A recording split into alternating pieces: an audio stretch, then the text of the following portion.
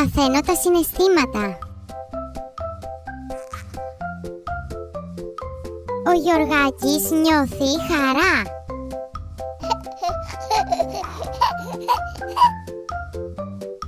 Ο Γιωργάκης είναι χαρούμενος γιατί έλαβε ένα δώρο. Yay! Wow!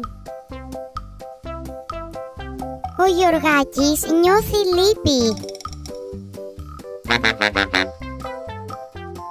Ο Γιωργάκης είναι λυπημένος γιατί δεν του επιτρέπεται να φάει παγωτό. Εσείς πότε νιώθετε λυπημένοι? Ο Γιωργάκης νιώθει θυμό.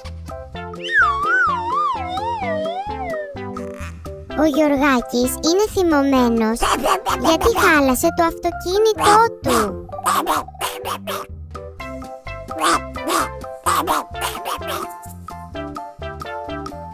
Ο Γιωργάκης νιώθει φόβο.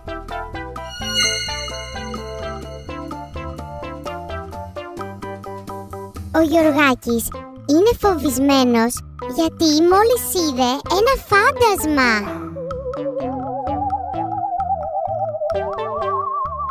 Ο Γιωργάκης νιώθει έκπληξη.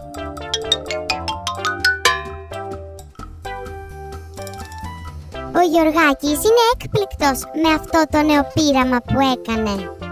Wow! Cool! Ο Γιωργάκης νιώθει νύστα. Ο Γιωργάκης είναι νησταγμένος μετά από πολλές ώρες μελέτης.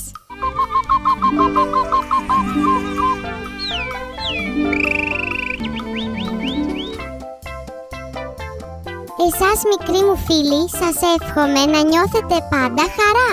Να είστε χαρούμενοι. Γεια σας!